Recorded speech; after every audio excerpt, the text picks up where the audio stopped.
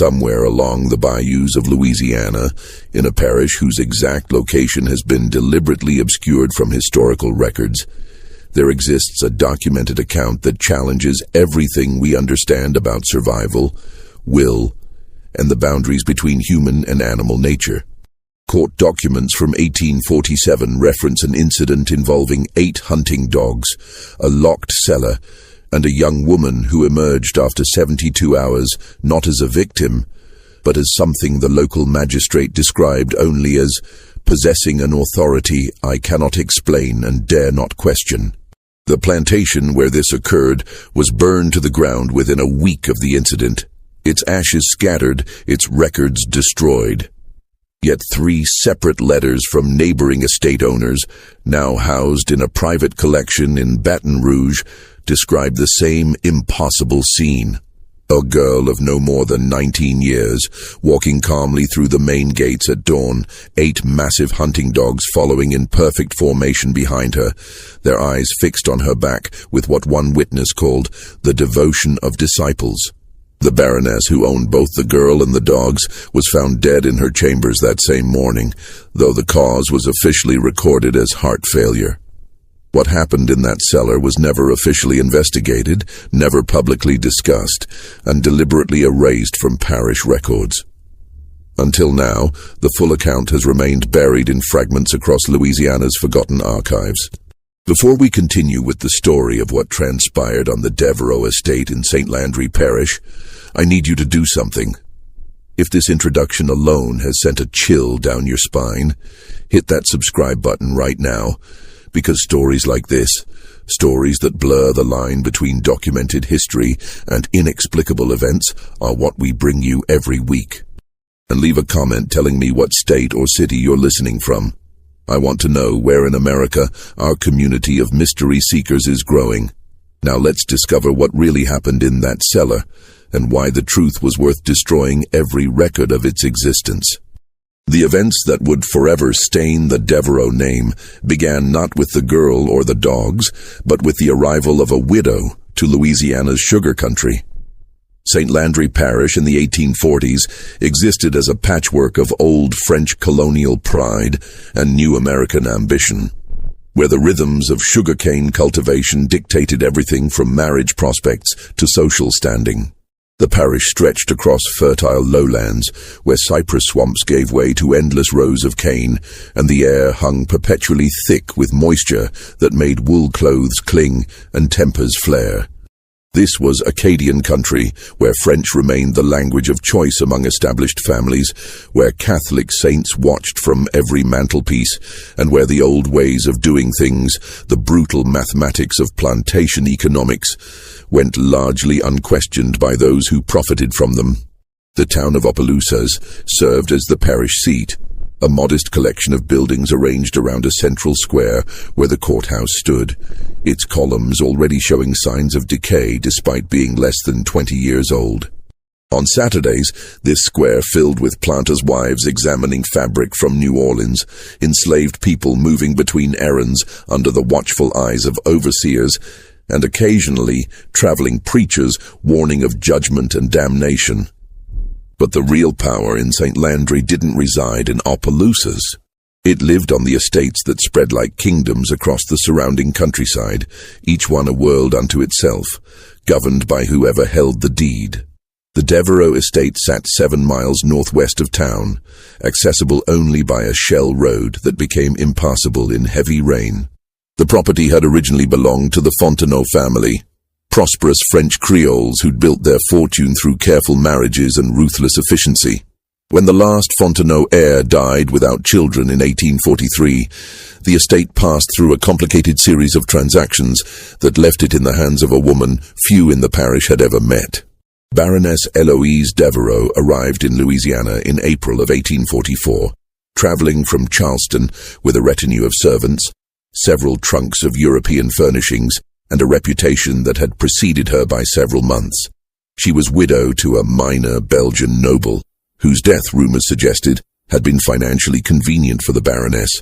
She was perhaps 40 years old, though she dressed younger, favoring expensive fabrics in colors that drew attention.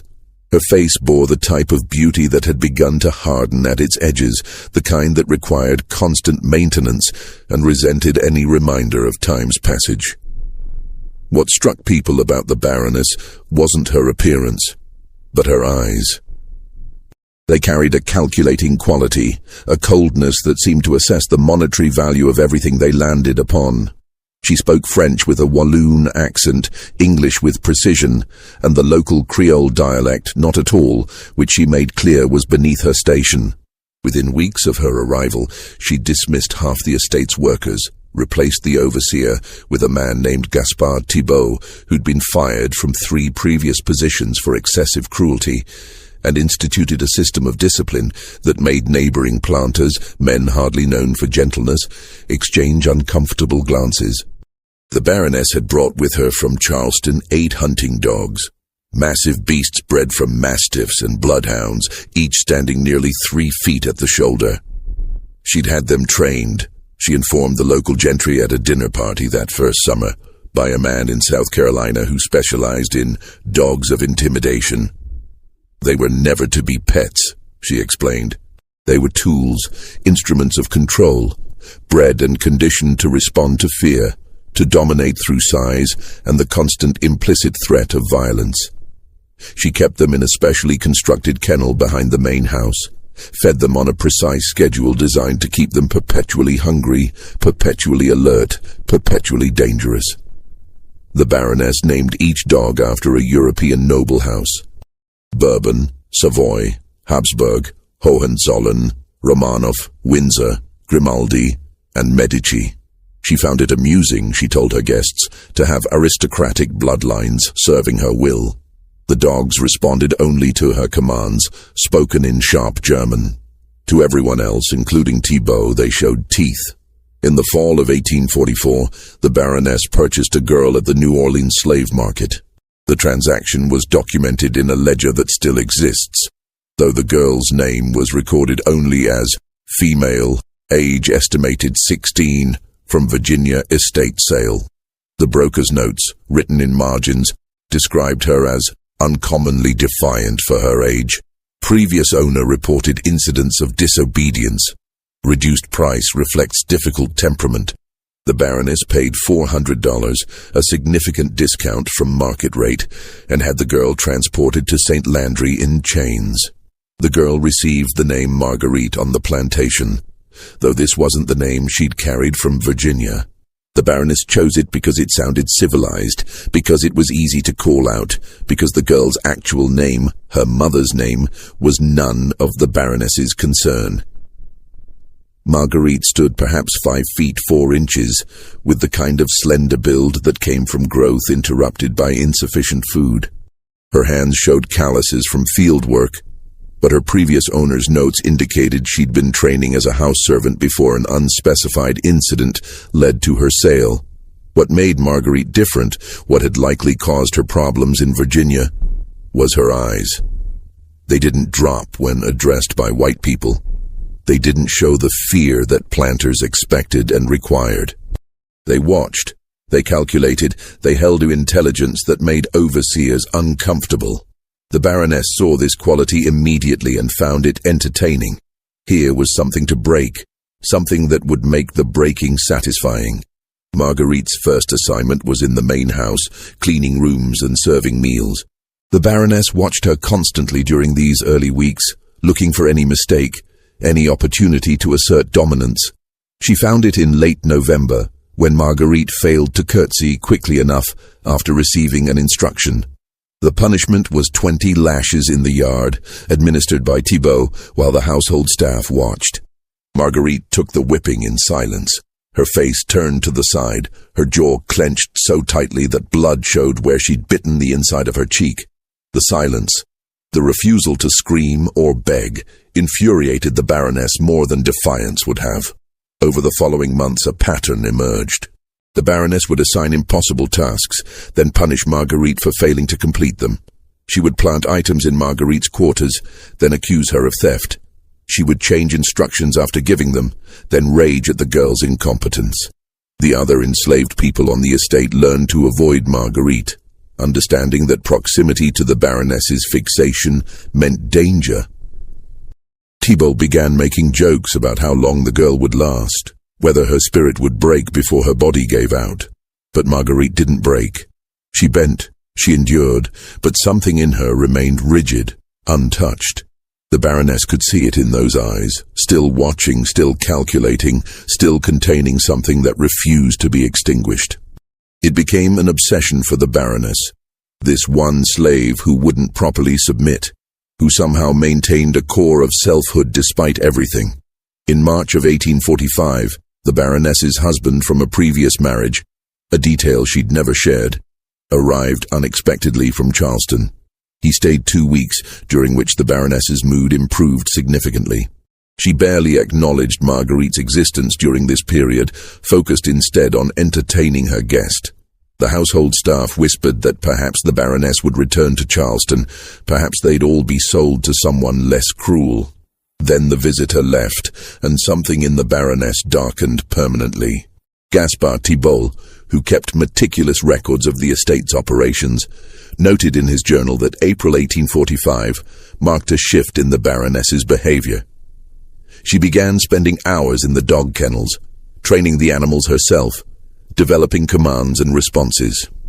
She reduced their feeding schedule, keeping them in a state of controlled starvation that made them more aggressive, more desperate. She had Thibault construct a cellar beneath the kennels, a space 8 feet square with a packed earth floor and walls of cypress board. The cellar had one entrance, accessed through a trap door in the kennel floor, and no windows. Its purpose wasn't explained. Marguerite continued her work in the main house, now almost invisible to the Baroness, who seemed to have forgotten her previous fixation. Other staff members relaxed slightly, hoping the worst had passed. Marguerite herself said nothing, her face showing neither relief nor concern. She simply continued day after day surviving. Then came the incident with the silver. May 17, 1847, dawned humid and grey, the kind of spring morning where the air felt like breathing through damp cloth. Marguerite rose before dawn as always and began her morning duties, emptying chamber pots, laying fires in the downstairs rooms, preparing the breakfast service.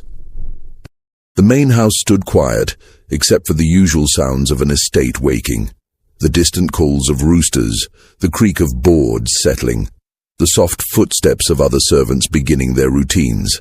The Baroness rarely appeared before 9, which gave the household staff a few hours of relative peace each morning. Marguerite moved through her tasks with practiced efficiency, her mind likely already planning the day's remaining work. She'd learned through painful experience to anticipate the Baroness's wants, to complete tasks before being asked, to make herself useful enough to avoid notice, but never so accomplished as to inspire resentment. At 8:30, while polishing silver in the dining room, Marguerite heard the Baroness's bedroom door open upstairs, earlier than usual. Footsteps crossed the upper hallway, then descended the stairs with unusual speed. The Baroness appeared in the dining room doorway still in her dressing gown, her hair unpinned, her face twisted with an expression that Marguerite had learned meant danger. "Where is it?" The Baroness's voice came out quiet, controlled, which was somehow worse than screaming. Marguerite set down the silver spoon she'd been polishing and stood, her eyes dropping to the floor as protocol demanded. "Ma'am, my bracelet.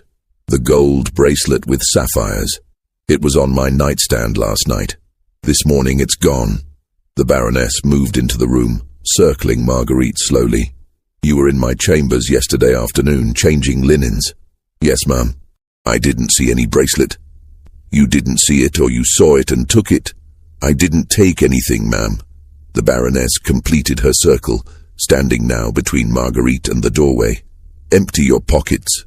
Marguerite did, pulling out the inside of her apron pockets to show they contained nothing but a rag and a small piece of soap.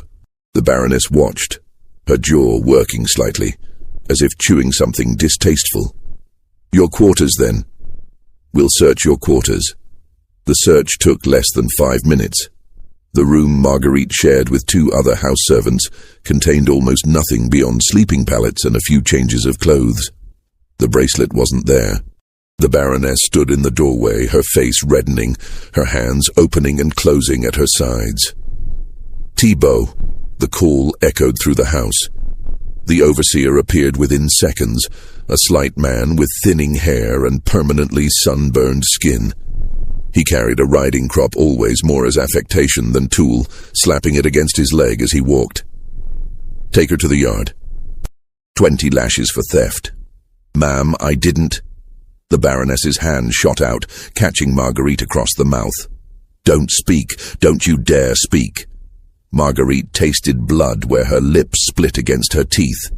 She kept her eyes down, her body still, waiting. "Actually, no." The Baroness's voice changed, taking on a thoughtful quality that was somehow more frightening than her anger. "No, I have something better in mind. Thibault, take her to the cellars. Lock her in the lower room." Thibault's eyebrows rose slightly. "The room under the kennels, ma'am?" "Yes." "For how long?" The Baroness smiled, an expression that never reached her eyes. "Until I decide she's learned proper respect. A day, perhaps 2. Let her think about her theft in the dark. Let her listen to the dogs above her and contemplate what happens to thieves on my estate." Thibault nodded slowly. "Yes, ma'am." "Should I bring her food?" "No food. Water twice daily, that's all. I want her hungry when I decide to let her out. I want her to understand what deprivation truly means." They took Marguerite across the grounds to the kennel building, a long, low structure that housed the 8 hunting dogs in individual runs. The animals started barking as soon as the door opened, a thunderous cacophony that echoed off the walls. The dogs threw themselves against their gates, massive bodies creating impacts that shook the wooden structure. Thibault led Marguerite to the far end of the building, where a trapdoor sat in the floor, secured with an iron padlock. "Down you go." Thibault unlocked the padlock, lifting the door to reveal a wooden ladder descending into darkness. The smell that rose from below, earth and old wood and something else, something animal and sour, made Marguerite's stomach turn. She climbed down. The ladder descended perhaps 10 feet, depositing her in complete darkness. She heard the trapdoor slam shut above, then the click of the padlock securing it. Thibault's boots walked away across the floor above. The dogs continued barking for several more minutes, then gradually quieted. The cellar, as Marguerite's eyes adjusted to the minimal light bleeding through cracks in the floorboards above, proved to be exactly what Thibault had described. 8 feet square, maybe 7 feet tall at the center, where the ceiling peaked. The floor was packed earth, cool and slightly damp. The walls were rough cypress boards, fitted tightly enough that no light penetrated from outside. The only ventilation came through the gaps in the floorboards above, bringing with it the smell of the dogs and the occasional drift of dust or straw. A wooden bucket sat in one corner, presumably for Marguerite's waste. Nothing else occupied the space. No blanket, no pallet, no source of light, just earth and wood and darkness. Marguerite sat with her back against one wall, her knees drawn up, her arms wrapped around her legs. Her lip still bled slightly from where the Baroness had struck her. She could hear the dogs above, their breathing, their occasional movements, the scrape of claws on wood. Sometimes one would bark, and the others would join briefly before falling silent again. She'd been in worse places. In Virginia, before the sale, they'd locked her in a smokehouse for 3 days after she'd talked back to the overseer's wife. This cellar was bigger than the smokehouse, and at least it wasn't summer. She could endure a day, maybe 2. The Baroness would eventually grow bored of the punishment, would want her back working rather than sitting idle in the dark. What Marguerite didn't know, couldn't know, was that the Baroness had no intention of letting her out in a day or 2. The first 24 hours passed in a fog of discomfort rather than crisis. Thibault brought water at dawn and dusk, lowering a cup on a string without saying anything, waiting while Marguerite drank, then pulling the cup back up. The dogs learned to ignore her presence below them, settling into their routines. Marguerite dozed when she could, her body adapting to the hard ground, her mind deliberately empty of thought. The second day brought hunger. Real hunger. Not just the usual background ache of insufficient food, but a gnawing emptiness that made her stomach cramp. The darkness began to feel heavier, more oppressive. Time became difficult to judge. She counted T-Bolt's water deliveries, marking time in 12-hour increments, but the hours between stretched and compressed unpredictably. On the third day, T-Bolt didn't come. Marguerite waited, listening for his footsteps, hearing nothing but the dogs. Her mouth felt dry as dust, her tongue thick. The hunger had evolved beyond discomfort into something that commanded all her attention. She called out once, her voice cracking, but received no response. The day passed. No water came. That night, the fourth night of her confinement, she heard different footsteps above. Lighter, quicker, accompanied by the rustle of skirts. The Baroness. "Are you thirsty, Marguerite?" The voice came through the floorboards, sweetly mocking. "Are you hungry? Are you ready to confess your theft?" Marguerite didn't respond. Her throat felt too dry for speech, her mind too focused on the physical urgency of her needs. "I found my bracelet this morning. It was behind my dresser, exactly where I must have knocked it days ago. Isn't that interesting? You were innocent all along." A pause, filled with the sound of dogs panting. "But you're still here, aren't you? Because this was never really about the bracelet.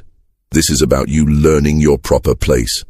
This is about that look in your eyes, that thing you think I don't see, that tiny spark of defiance you've kept alive despite everything. I'm going to extinguish it, Marguerite. I'm going to leave you down there until there's nothing left but grateful submission."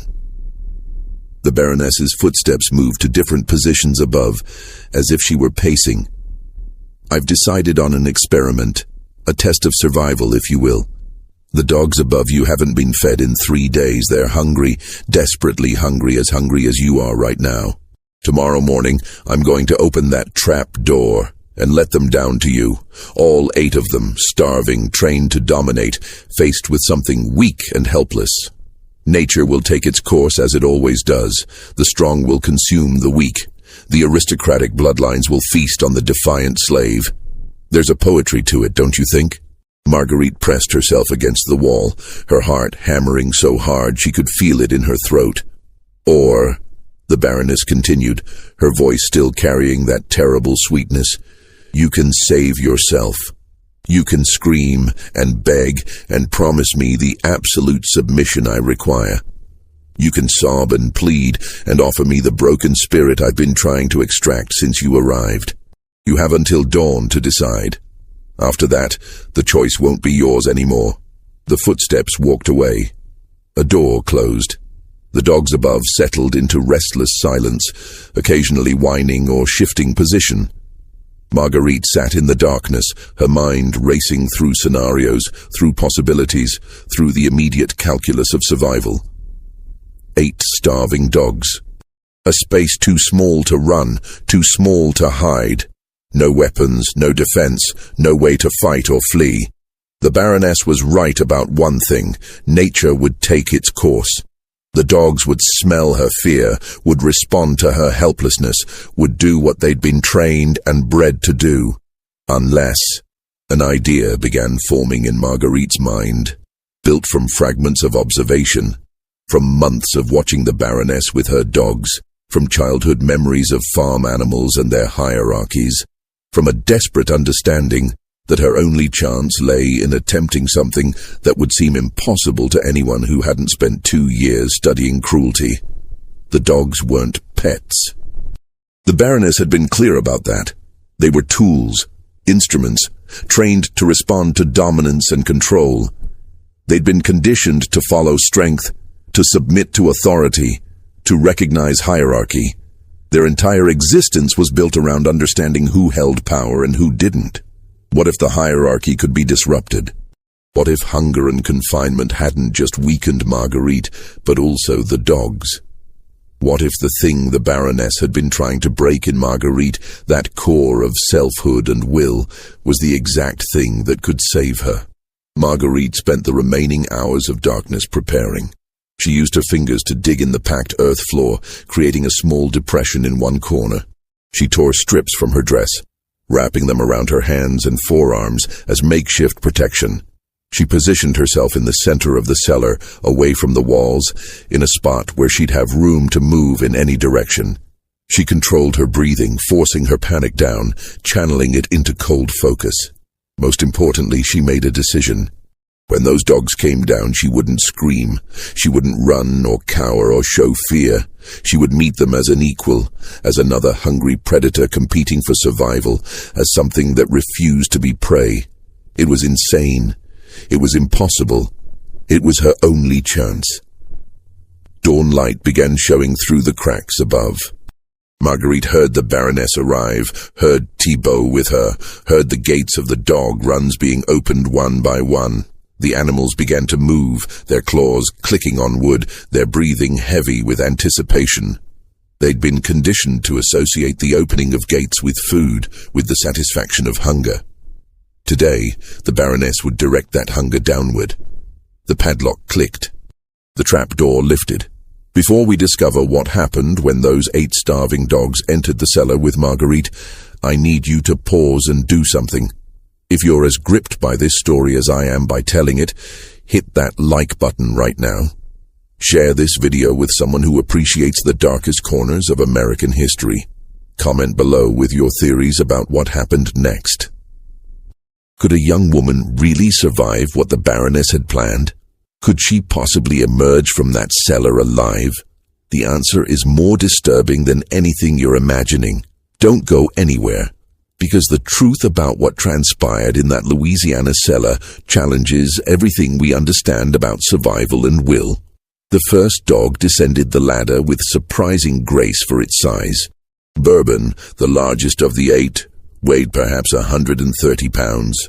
His coat a mottled brown and black. His eyes adapted quickly to the dim light below. He reached the cellar floor and immediately oriented toward Marguerite, his body tensing, his lips pulling back slightly from yellowed teeth. 3 days without food had stripped away any training that conflicted with survival. He was, in that moment, purely animal, purely predator, facing something that smelled like food. Marguerite didn't move. She stood in the center of the cellar, her feet planted, her wrapped hands loose at her sides, her eyes locked on the dog's eyes. Not staring, which would be challenge, but watching, which communicated awareness.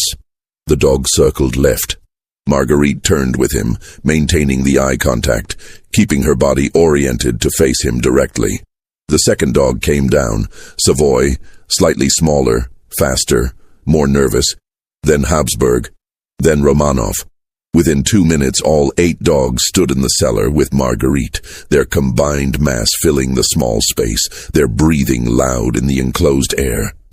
The trapdoor remained open above, the Baroness's face visible in the opening, backlit by morning sun. "She's not even screaming," Marguerite heard Thibault say, his voice carrying a note of confusion. "She will," the Baroness replied. "Give them a moment." The dogs began moving in a pattern Marguerite recognized from months of observation. They were establishing formation, determining hierarchy, deciding which animal would lead the attack. Bourbon remained in front, but Windsor and Grimaldi were moving to flank positions, cutting off potential escape routes that didn't exist anyway in the confined space. Marguerite did something then that would seem incomprehensible to anyone watching from above. She stepped forward, directly toward Bourbon. The dog froze. This wasn't prey behavior. Prey ran, cowered, showed submission. This was something else, something that triggered different instincts. Marguerite took another step, closing the distance to perhaps 4 feet. She could smell the dog now, the sour stench of unwashed fur and desperation. She could see the tension in his muscles, the calculation in his eyes. Then she did something even stranger. She dropped to one knee, lowering herself to the dog's level, making herself smaller, reducing the physical dominance of height. But she kept her eyes level, kept her body oriented forward, kept a quality in her posture that communicated not submission, but equality. She extended one wrapped hand, not as offering or threat, but as acknowledgement, as recognition. Bourbon's head tilted slightly, confused. The other dogs had stopped moving, watching their leader, waiting for the signal to attack. The cellar held perfectly still, except for the sound of breathing. 8 dogs and 1 woman, all hungry, all desperate, all caught in a moment that could break toward violence or something else. Marguerite spoke. Her voice came out rough from days without water, barely above a whisper, but steady. "You're hungry, I'm hungry. We're all hungry. She made us this way." The Baroness laughed from above. "She's lost her mind. The fear has broken her sanity." But Marguerite continued, her words not for the Baroness but for the dogs, for herself, for whatever instinct or intelligence might exist in the space between species. "You've been starved and controlled and made into weapons. You know what it means to be owned. You know what it means to be someone's tool." She shifted her position slightly, still kneeling, moving with slow deliberation toward the corner where she dug the small depression in the earth. The dogs watched, but didn't attack. Bourbon took a step forward, sniffing, his aggression shifting toward curiosity. Marguerite reached the corner and began digging with her wrapped hands, pulling up handfuls of earth, creating a deeper hole. The dogs came closer, intrigued by the activity, their predatory focus disrupted by this strange behavior. She could feel them near her now, their breath on her back, their presence surrounding her. She pulled something from the hole she'd created. A dead rat. The cellar had been home to rodents, as all such buildings were. Marguerite had found this one in the darkness of the first night, already dead, probably killed by poison or a trap. She'd saved it, hidden it, knowing it was pathetically inadequate as any kind of defense, but too desperate to discard any potential tool. Now she held it up, the small corpse dangling from her fingers. 8 pairs of eyes fixed on the rat with laser intensity. Marguerite tore the rat in half with her hands, the action brutal and pragmatic. She threw one piece to the far corner of the cellar. 4 dogs immediately rushed toward it, fighting briefly before Bourbon asserted dominance and claimed the prize, swallowing it in seconds. She threw the second piece to the opposite corner. The remaining dogs competed for it, with Windsor emerging victorious. The whole exchange took perhaps 30 seconds. When it was over, all 8 dogs turned back to Marguerite, still hungry, but now with a new association forming in their simple minds. This 2-legged creature had provided food. This creature had addressed their hunger, however inadequately. This creature might provide again. "That won't save you," the Baroness called down. "1 rat divided among 9. All you've done is give them a taste of meat. Now they'll want more." But something had shifted in the cellar's dynamic. Marguerite sat down slowly, her back against the wall, her body deliberately relaxed despite her hammering heart. The dogs approached, sniffing her aggressively, their noses pushing against her arms, her legs, her face. She didn't flinch. She didn't resist. She let them investigate. Let them learn her scent without the overlay of fear. Let them reach their own conclusions about whether she was food or something else. Bourbon pushed his massive head against her chest, nearly knocking her over. She steadied herself, and moving very slowly, brought one wrapped hand up to scratch behind his ears. The dog's tail, which had been rigid, gave a single uncertain wag. The ears, which had been pinned back, relaxed slightly forward. The other dogs, seeing their leader's response, crowded closer. Marguerite sat surrounded by 8 starving animals, each one capable of killing her in seconds, each one conditioned by the Baroness to dominate through intimidation. But in that moment, they weren't attacking. They were confused, uncertain, responding to something in Marguerite's bearing that didn't match their training. "This is impossible." Thibault's voice drifted down. "They should have torn her apart by now." "Give them time," the Baroness said, but her voice carried less certainty than before. The hours that followed would later be described by Thibault in his journal as, "Contrary to every natural law and principle of animal behavior I have witnessed in 30 years of handling hounds." The dogs didn't attack. They settled around Marguerite in the cellar, their bodies pressed against hers for warmth. their hunger not forgotten, but subordinated to pack dynamics that were rewriting themselves in real time. Marguerite spoke to them throughout the morning, her voice steady despite her own hunger and thirst, her words meaningless in content, but important in tone.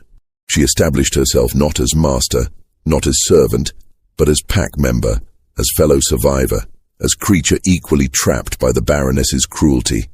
The dogs, bred and trained to respond to dominance, found themselves responding instead to something they'd never encountered. Solidarity. The Baroness watched for hours, her face above showing increasing frustration. She called down commands in German, sharp words that should have triggered the dogs' training. They ignored her. She threw food down at midday, dried meat that should have caused a feeding frenzy. The dogs ate in an orderly fashion, and Bourbon brought a piece to Marguerite, dropping it at her feet. How is she doing this? The Baroness's voice carried genuine bewilderment now, mixed with rising anger. Thibault had no answer. Neither did any of the household staff who'd gathered to watch, drawn by rumors of something impossible occurring in the kennels. As the afternoon progressed, Marguerite began moving around the cellar in slow, deliberate patterns. The dogs moved with her, following, their formation shifting from predatory to protective. When she approached the ladder, they positioned themselves behind her. When she sat, they formed a circle around her. Their loyalty to the Baroness, built through years of conditioning and fear, was dissolving under the reality of shared imprisonment and shared hunger. By evening of that first day, the dynamic had completely inverted from what the Baroness intended. The dogs weren't threatening Marguerite, they were protecting her.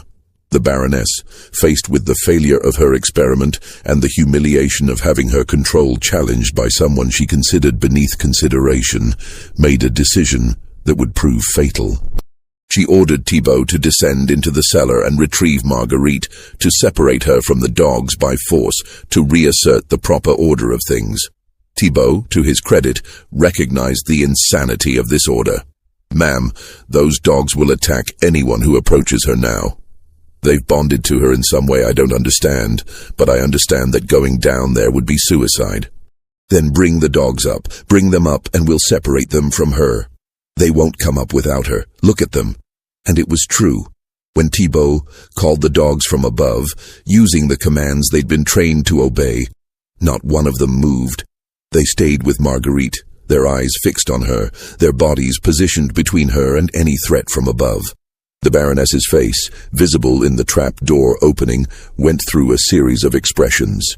Confusion, anger, disbelief, and finally something darker, something that resembled true hatred. This slave, this property, this thing she'd purchased for $400 had accomplished something the Baroness couldn't. Absolute loyalty from creatures bred to know only fear and dominance. Fine, the Baroness said finally. We'll wait. We'll wait until she's too weak to maintain whatever spell she's cast on them. We'll wait until hunger breaks this absurd alliance. We'll wait until nature reasserts itself and they remember what they are.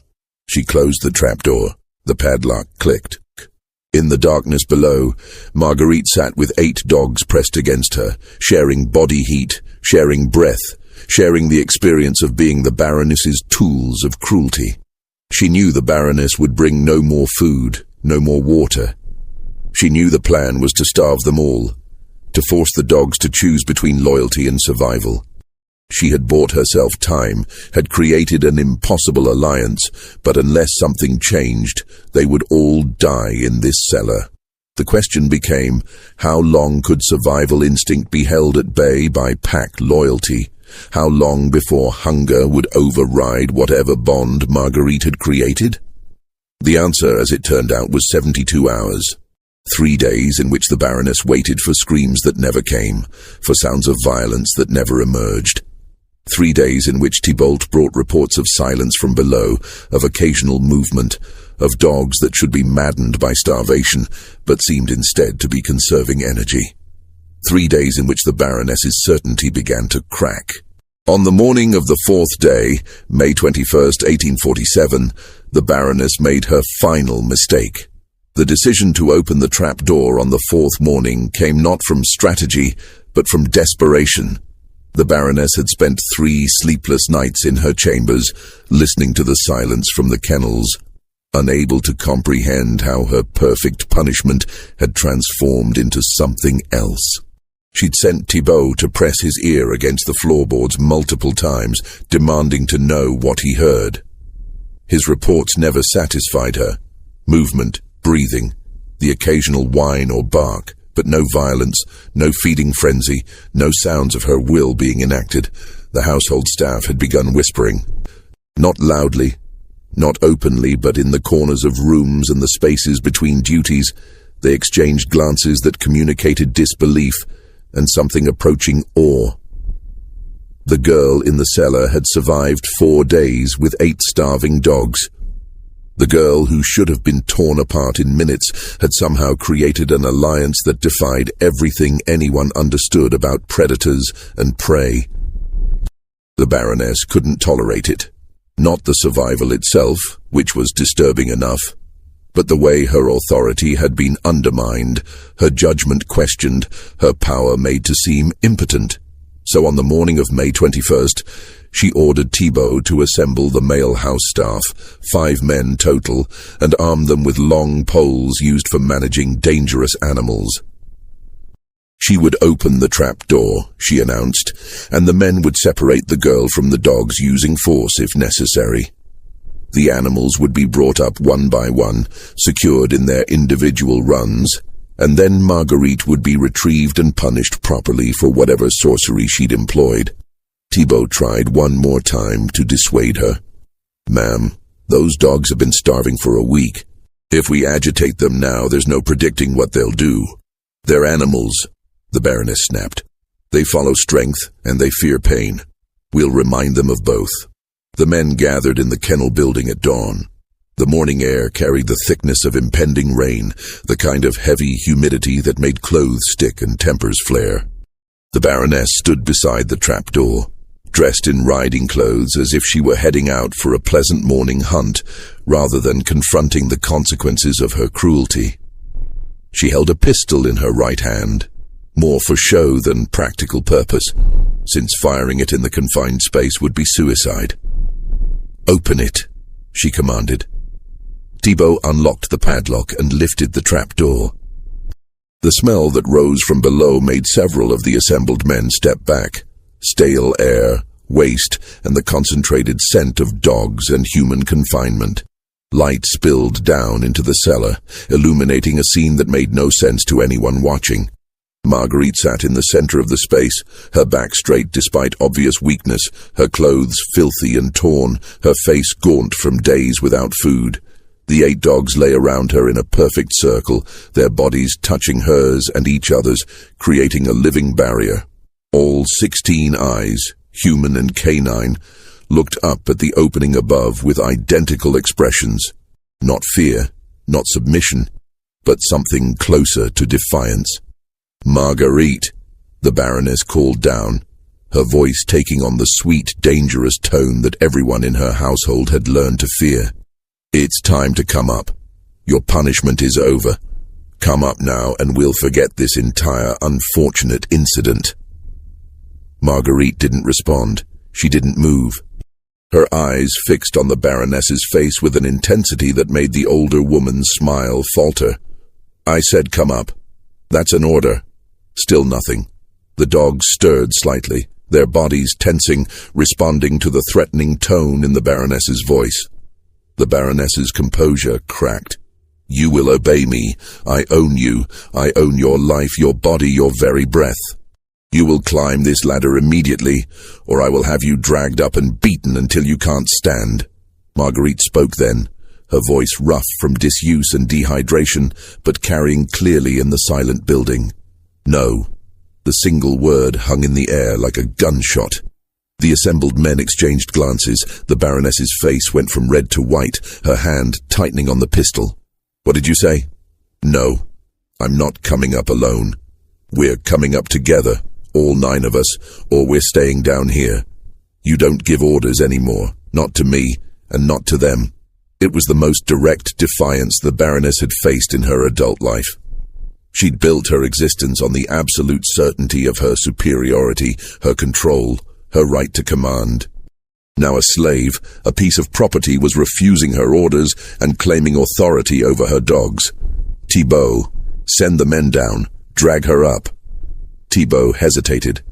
Ma'am, if we go down there, those dogs will attack. I'm certain of it. They're bluffing. They're weak from hunger. 6 men with poles can easily control 8 starving animals and 1 defiant slave. But as the men approached the trap door with their poles, prepared to descend, something happened that would be reported identically by all 5 men and by Thibault himself in the days following. The dogs stood as one, their movements synchronized, their bodies positioning between the ladder and Marguerite with military precision. Bourbon stepped forward, his massive head lowering, his lips pulling back to show teeth in a snarl that communicated absolute commitment to violence. Behind him, the other 7 dogs arranged themselves in a formation that left no gaps, no vulnerabilities, no way to reach Marguerite without going through them. The first man to put his foot on the ladder, a field hand named Baptiste who'd worked with dogs his entire life, took one look at Bourbon's expression and stepped back. I'm not going down there, Mom. That dog will kill anyone who tries. Then we'll starve them out longer. Close the door. No food, no water, nothing. We'll wait until they're too weak to resist. Begging your pardon, ma'am, Thibault said quietly, but it's been a week already. If starvation was going to break whatever's happening down there, it would have happened by now. The Baroness whirled on him, her face contorted with rage. Are you defying me too? Are you joining the mutiny? Because I can replace an overseer as easily as I can replace a slave. I'm simply observing that your strategy isn't working. Then what do you suggest? What would you do?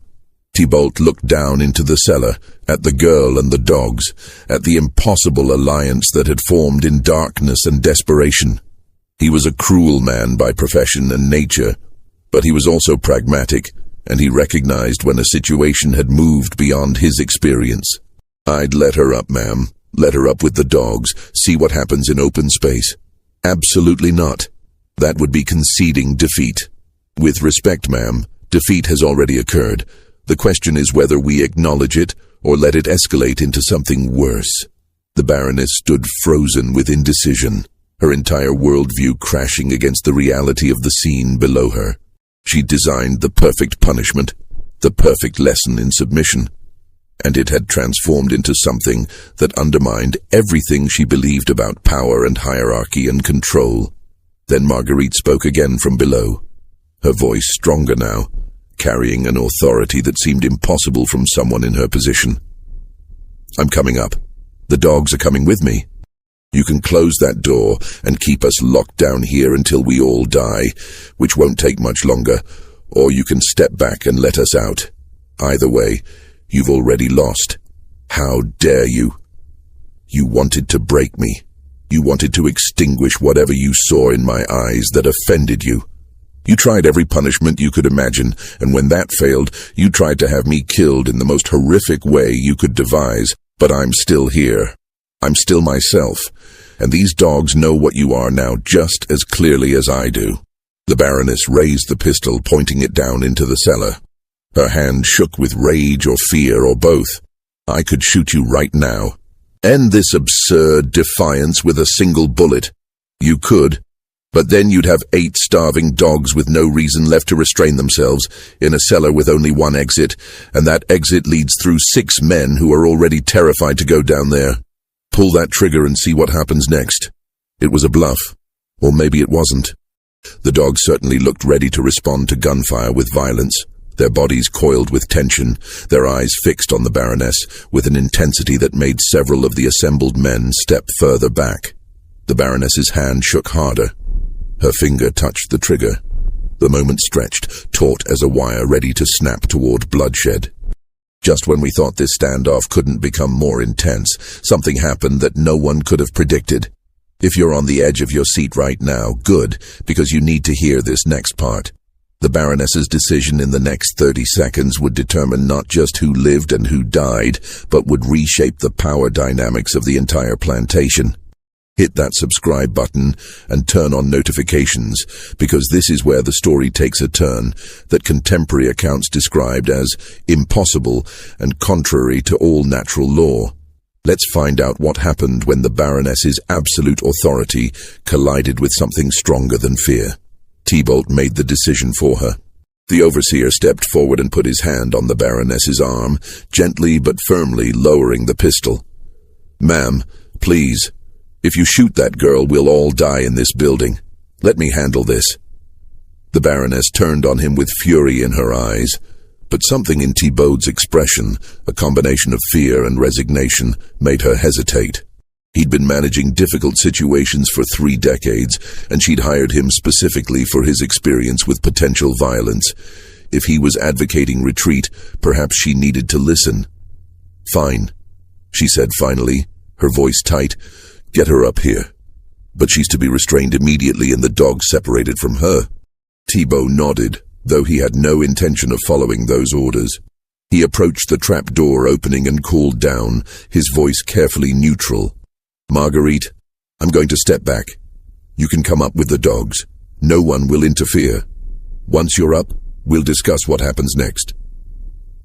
From below, Marguerite studied him, trying to read whether this was genuine or another trap. The dogs remained tense around her, waiting for her signal. Finally, she gave a small nod and began moving toward the ladder. What happened next would be described by 7 witnesses with remarkable consistency, despite the inherent impossibility of what they claimed to see. Marguerite climbed the ladder slowly, her movements careful, her body obviously weakened by the ordeal. As she climbed, the dogs began climbing behind her, using the ladder with surprising agility for their size. They didn't rush, didn't crowd, but ascended in order. Bourbon first, then Windsor, then the others in a sequence that seemed predetermined. Marguerite emerged into the kennel building, standing in morning light for the first time in a week. She looked like a ghost. Her clothes hanging loose, her skin pale where it wasn't covered in dirt, her hair wild and matted. But her eyes, those eyes that had so enraged the Baroness, held steady and clear. She stepped away from the trap door, and the dogs emerged behind her, forming immediately into that same protective circle. The Baroness and the assembled men had backed up to give space, pressing against the far wall of the kennel building. The Baroness still held the pistol, but her arm had dropped to her side. She stared at Marguerite with an expression that mixed hatred, disbelief, and something that might have been the first hint of fear. "What are you?" The Baroness's voice came out barely above a whisper. "I'm exactly what you tried to destroy. I'm someone who refuses to break." Marguerite's voice grew stronger as she spoke, fueled by anger that had been building for 2 years. "You bought me because I was cheap, because some fool in Virginia thought defiance made me worthless. You tried to break me with work, with whipping, with starvation, with humiliation. When that failed, you tried to have me killed. But I'm still here, and I'm still whole. And now these dogs understand something you never could." What? What could they possibly understand? That cruelty isn't strength. That fear isn't loyalty. That we're all just survival to you, pieces on a board, tools to be used and discarded. They spent years learning to fear you, to submit to you, to see you as the ultimate authority. Then they spent 4 days in that cellar with someone who treated them like fellow prisoners instead of weapons. And they made their choice. The Baroness laughed, a harsh sound without humor. "You think you've won something? You think this changes anything? They're dogs, you're a slave, and I'm the law on this property. This will end with you back in chains, and them back in their runs, and life will continue exactly as it was." "No, it won't." Marguerite took a step forward. The dogs moved with her, their formation maintaining. "Because everyone here has seen what happened. Everyone knows you tried to have me killed, that you failed, that your authority over your own animals has been broken. How long before the field workers hear about this? How long before every slave on this plantation realizes that your power isn't absolute? How long before someone else refuses an order, and you have to confront the fact that fear only works when people believe you're invincible? The Baroness's face went through a series of expressions before settling on cold rage. Thibault, take her. Now, use whatever force is necessary. But Thibault didn't move. Neither did any of the other men. They looked at Marguerite, at the dogs around her, at the impossible scene playing out in front of them, and they recognized that something fundamental had shifted. The Baroness's power relied on the certainty of her superiority, on the absolute nature of her authority. That certainty had shattered in the past week, and everyone in the building could feel it. "This is mutiny," the Baroness said, her voice rising. "This is insurrection. I'll have you all prosecuted. I'll have you all—" She never finished the sentence. Marguerite took another step forward, and this time the Baroness stepped back, retreating from a slave and 8 dogs she'd once controlled absolutely. That single step backward communicated everything. The Baroness had blinked first, had shown fear, had conceded in the most visible way possible that the dynamic had changed. Marguerite walked toward the door of the kennel building. The dogs followed. The assembled men parted to let them pass, pressing themselves against the walls, their eyes wide. The Baroness stood frozen, the pistol still hanging at her side, her mouth working but producing no sound. At the doorway, Marguerite paused and looked back. "I'm leaving. I'm walking off this plantation, and these dogs are coming with me. You can try to stop me, which means shooting me in the back in front of witnesses, or you can let me go. Either way, everyone here will know what happened in that cellar, and they'll know you lost. You won't make it 10 miles, the Baroness said, her voice shaking. They'll catch you before nightfall. They'll bring you back in chains, and when they do, I'll make what you've experienced seem like mercy. Maybe, but I'd rather die free than live as your property. And I think you know, I'm not the only one on this plantation who feels that way." Marguerite walked out into the morning. The 8 dogs followed in formation, their bodies surrounding hers, their eyes scanning for threats. The assembled men watched from the doorway as she crossed the yard, past the main house, and headed toward the long road that led away from the estate. The Baroness stood paralyzed for perhaps 30 seconds, her mind racing through scenarios, through consequences, through the mathematics of power and control. Then she raised the pistol and fired. The shot went wide, intentionally or not, embedding itself in a tree 20 feet to Marguerite's right. The sound echoed across the plantation, bringing field workers and house staff running from various buildings. They arrived to see Marguerite walking steadily toward the road, dogs surrounding her, the Baroness standing in the kennel doorway with a smoking pistol, and Thibault holding the Baroness's arm to prevent her from firing again. "Let her go," Thibault was saying.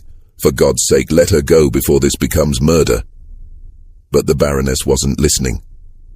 She was watching Marguerite's retreating form, watching the dogs that had once been her most prized possessions following a slave instead of their owner, watching the visible proof of her failure to break someone's will. Her face had gone beyond rage into something colder, more calculated. "Fine," she said quietly. "Let her go. Let her think she's won. But this isn't over. Send word to the parish authorities. Report her as a runaway. Offer a reward. She'll be caught before sunset, and when she returns, we'll see how defiant she remains." Thibault released her arm and stepped back, relief visible on his face that the immediate crisis had passed without more bloodshed. The other men began dispersing, heading back to their various duties, already beginning to construct the stories they'd tell about what they'd witnessed. The Baroness watched Marguerite until she disappeared from sight around a bend in the road, then turned and walked toward the main house, her back rigid, her pace measured and controlled. What happened in the house over the following hours would be pieced together later from the testimony of house staff. The Baroness retired to her chambers immediately, dismissing the servants who approached to ask if she needed anything. She remained there through the morning and into the afternoon, the door locked, no sounds emerging from within. At one point, the cook brought a lunch tray and left it outside the door. Hours later, it remained untouched. At approximately 4 o'clock in the afternoon, one of the housemaids noticed smoke coming from under the Baroness's door. She called for help, and Tybalt came running with several field hands. They broke down the door to find the Baroness lying on her bed, perfectly composed, her hands folded across her chest. She was dead, and the room showed no signs of struggle or violence. The parish doctor, summoned immediately, examined the body and pronounced death by heart failure. The cook, when questioned, admitted that the Baroness had requested a particular tea that morning before retiring to her chambers, a tea made from plants the Baroness grew herself in a small garden behind the house. The doctor examined the remaining tea leaves and found them mixed with quantities of foxglove and monkshood, both deadly in sufficient concentration. The official record, entered into the parish register on May 22, 1847, recorded simply, Eloise Devereux, aged 41 years, died of heart failure at her residence. No suspicious circumstances noted. The entry was signed by Dr. Pierre Marchand, the local magistrate Jean-Baptiste Hébert, and Gaspard Thibault as witness. But unofficial accounts, the kind whispered between neighbors and recorded in private journals, told a different story. The Baroness had killed herself rather than face the humiliation of what had occurred, rather than live with the knowledge that her absolute authority had been broken by someone she considered beneath humanity. She'd poisoned herself with plants from her own garden, plants she'd been cultivating for purposes no one dared speculate about openly. And she'd done it with the same cold calculation she'd applied to every other aspect of her life. The plantation itself, as mentioned in the opening, was burned to the ground within a week. The official story claimed an accident with a lamp in the main house that spread before anyone could contain it. But the field workers and house staff knew better. The fire had been set deliberately, started in multiple locations simultaneously, by people who'd lived under the Baroness's cruelty and saw the destruction of her physical legacy as a form of justice. The fate of Marguerite, after she walked off the Devereux estate, remains a subject of historical mystery, which is perhaps fitting. No runaway notices matching her description appear in any Louisiana newspaper from the period. No parish records document her capture or return. She simply vanished from official documentation, leaving only the accounts of what she'd survived and the impossibility of what she'd accomplished. 3 letters, now housed in the Louisiana Historical Collection in Baton Rouge, provide the only substantive documentation of what happened after she left the plantation. All 3 were written by neighboring planters to relatives in other states, all dated within 2 weeks of the incident, and all describe essentially the same scene. A young woman walking north along the river road, accompanied by 8 large dogs, refusing all offers of assistance or challenge, moving with a purpose that made even armed men reluctant to interfere. One letter, from a planter named Adolphe Landry to his brother in Natchez, describes encountering Marguerite at a crossroads. She appeared as one who had passed through fire and emerged transformed. The dogs about her moved with military precision, and her bearing carried an authority I have seen in generals, but never in one of her station. I inquired if she required assistance, thinking her perhaps lost or separated from her owner. She fixed me with a look that made me regret the question and replied simply, "I am exactly where I need to be." The dogs positioned themselves between us, not threateningly but with clear intent, and I found myself stepping aside to let them pass. I watched until they disappeared toward the north, and I confess, I felt relief to see them go. The dogs themselves provide an additional mystery. 8 valuable hunting animals, each worth substantial money, simply disappeared from Louisiana. No bills of sale exist for them. No transfer of ownership, no advertisement seeking their return. They left with Marguerite and vanished into history, their ultimate fate as unknown as hers.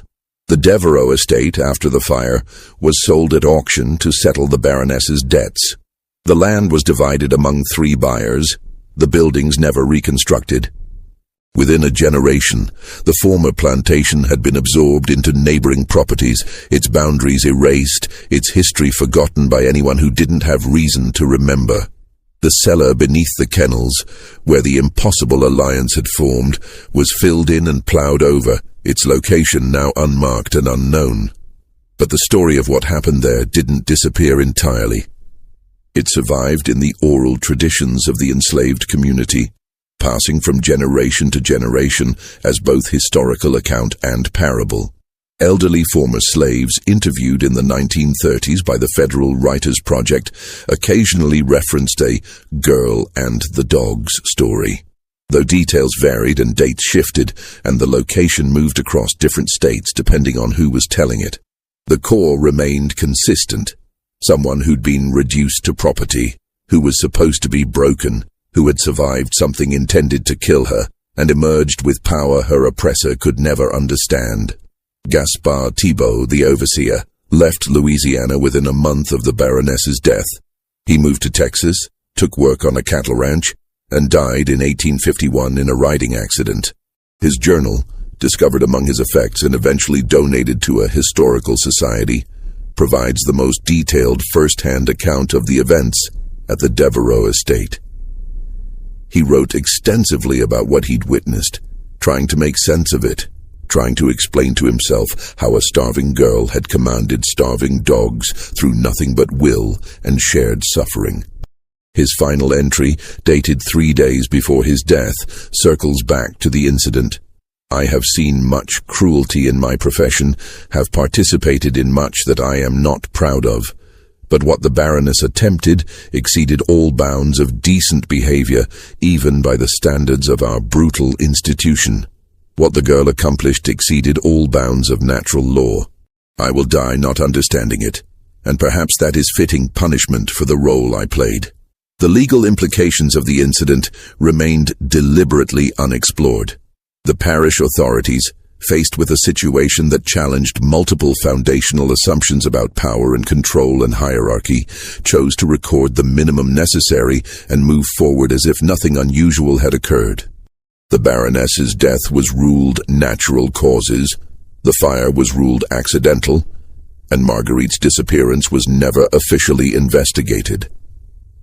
To dig deeper would require acknowledging that the entire system of slavery, built on the assumption of absolute racial hierarchy and the permanence of submission, had been fundamentally challenged by one woman and 8 dogs in a cellar. 3 enslaved people from the Devereaux estate gained their freedom in 1848, purchased or granted manumission by the estate's executors as part of settling debts and closing accounts. Their names appear in parish records: Baptiste, the field hand who'd refused to enter the cellar; Marie-Louise, the cook who'd prepared the Baroness's final tea; and Thomas, a houseman who'd been the first to notice the smoke from the Baroness's chambers. Whether their freedom was coincidence, or whether they'd earned it through their responses during the crisis, the records don't indicate. The broader historical context makes Marguerite's story even more remarkable. This occurred in 1847, 2 years before Harriet Tubman's first rescue mission, 14 years before the Civil War, in a region where slavery's grip was absolute and resistance usually met with immediate, overwhelming violence. For someone in Marguerite's position to survive, let alone to walk away with 8 valuable animals, required circumstances so unusual, so precisely aligned, that her story risks seeming fictional despite the documentary evidence. Yet the evidence exists. The letters describing her walking north, Thibault's journal, the parish records of the Baroness's death and the fire, the freedom papers for the 3 formerly enslaved people, and the persistent oral tradition that kept the story alive through generations. Each piece individually proves little, but together they construct a narrative that challenges comfortable assumptions about power and hierarchy and the permanence of oppression. The dogs, perhaps, provide the most profound element of the story. They were bred to dominate, trained to respond only to force and fear, kept in a state of perpetual hunger to make them more dangerous. Yet when placed in circumstances where they shared suffering with someone who treated them as fellow prisoners rather than weapons, they formed a loyalty that superseded their training. They chose solidarity over cruelty, chose to protect rather than destroy, chose to follow someone who'd shown them empathy rather than someone who'd shown them power. That choice, witnessed by multiple people and documented in contemporary accounts, remains the element that most challenges explanation. Animal behaviorists examining historical accounts of the incident note that while pack bonding can occur under stress, the speed and completeness of the dog's loyalty shift exceeds normal parameters. The most honest assessment, offered by Dr. Sarah Merchant in a 2003 paper examining the incident, concluded, either the contemporary accounts were exaggerated to the point of fiction, or something occurred in that cellar that revealed capacities for interspecies empathy and communication that we still don't fully understand. The most haunting element of the story remains its deliberate erasure from official records. Someone, probably multiple people, made conscious decisions to minimize documentation of what occurred, to rule the Baroness's death natural causes when it clearly wasn't, to let Marguerite disappear without pursuit, to allow 8 valuable dogs to vanish without investigation. These decisions reveal the threat the incident posed to the entire system. If one enslaved woman could refuse authority absolutely, could form an alliance with animals meant to intimidate her, could walk away from bondage and have that escape tacitly permitted by authorities, what did that say about the claimed permanence of racial hierarchy? Better, those authorities must have decided to let it disappear, to record the minimum necessary and move on, to treat it as an aberration rather than a revelation. But stories don't disappear just because officials want them to. They survive in whispers, in oral traditions, in letters tucked away in private collections, in journals that surface decades later. They survive because they need to survive, because they contain truths that can't be comfortably acknowledged, but also can't be entirely suppressed. What do you think really happened in that cellar during those 4 days? Was it simply survival instinct, a desperate gamble that happened to work? Was it something deeper, some capacity for empathy and connection that transcends species and circumstances? Could Marguerite have understood something about power and authority that the Baroness, for all her education and privilege, never grasped? Leave your thoughts in the comments below. This story challenges everything we think we understand about power dynamics, about resistance, about what becomes possible when someone refuses to accept the role they've been assigned. If you made it to the end of this account, you've journeyed through one of the most disturbing and inexplicable incidents in American history, a story that was deliberately suppressed but never entirely erased. Subscribe to this channel for more forgotten histories and mysteries that challenge our understanding of the past. Hit the notification bell so you never miss when we uncover another story that should have been lost to time but refuses to disappear. Share this video with anyone who appreciates history's darkest and most inexplicable corners. And most importantly, keep questioning, keep digging, keep refusing to accept the sanitized versions of the past. Because somewhere in Louisiana, a young woman walked away from slavery with 8 dogs following her, and no one in authority could bring themselves to stop her. That impossible moment, that crack in the foundation of an entire system of oppression, matters more than any official record that tried to erase it. See you in the next mystery.